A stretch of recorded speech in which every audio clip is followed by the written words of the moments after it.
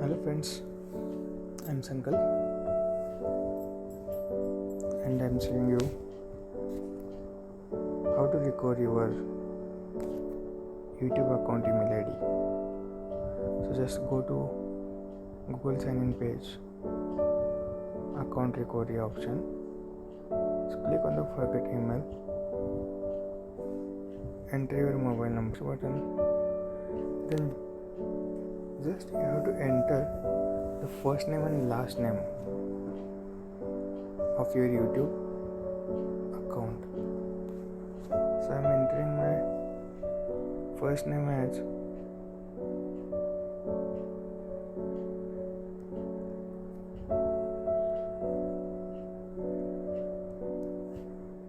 and I'm clicking on the next.